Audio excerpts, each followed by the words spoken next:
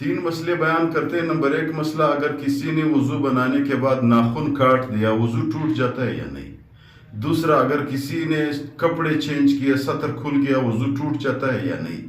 تیسرا مسئلہ، چھوٹا بچہ ہے، قاعدہ پڑھتا ہے، قرآن مجید پڑھتا ہے، اس کے لیے وضو بنانا ضروری یا نہیں؟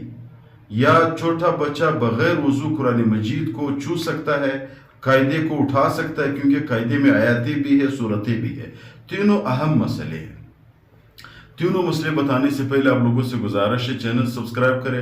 آپ لوگوں کا نقصان نہیں ہے، ہماری ویڈیو آپ لوگوں کو پہنچ جائے گی اور ہمارے حوصلہ افزائی بھی ہو جائے گی۔ پہلا مسئلہ یہ ہے، اگر کسی نے ناخن کاٹا اور خون نہیں آیا ناخن سے، تو اس شخص کی وہ ناخن کاٹنے پہ وضو پہ کوئی اثر نہیں پڑتا، وضو نہیں ٹوٹ جاتا ہے، وضو اس کی اپنے حالت پہ قائم ہے۔ دوسرا مسئلہ، اگر کسی نے کپڑے چینج کیے، سطر کھل گیا، تو اس شخص کے سطر کھلنے سے وضو نہیں ٹوٹتا ہے، وضو پہ کوئی اثر نہیں پڑتا۔ تیسرا مسئلہ، چھوٹا بچہ ہے، قاعدہ پڑھتا ہے، مسجد جاتا ہے یا قاری صاحب کے پاس جاتا ہے، وہ قرآن مجید بغیر وضو کے اٹھاتا ہے یا قاعدہ بغیر وضو کے اٹھا لیتا ہے، قاعدے میں آیاتیں بھی ہے، قرآن مجید کی صورتیں بھی ہے، کیا یہ بغیر وضو اس کو اٹھا سکتا ہے؟ مسئلہ یہ ہے، اپنے بچے کو پہلے عادت ڈلوایا کہ بھائی قرآن مجید اٹھانے سے پہلے اپنا وضو بنائے، قاعدہ اٹھانے سے پہلے اپنا وضو بنائے۔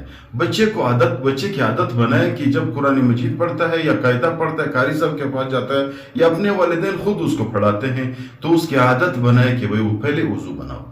لیکن خدا نخواستہ اگر بچے کی وضو نہیں ہے، پھر بچہ بغیر وضو قرآن مجید اٹھا سکتا ہے، بچہ بغیر وضو قاعدہ اٹھا سکتا ہے، وہ پڑھ سکتا ہے۔ کیوں؟ وجہ کیا ہے؟ بچہ غیر مکلف ہے۔ قرآن کریم کی اللہ پاک کی جتنے بھی احکام ہیں وہ مکلف شخص پر ہے۔ بچہ جو ہے وہ غیر مکلف ہے، اس لیے وہ اٹھا سکتا ہے، قرآن مجید بھی اٹھا سکتا ہے اور قاعدہ بھی اٹھا سکتا ہے، بغیر وضو وہ پڑھ بھی سکتا ہے۔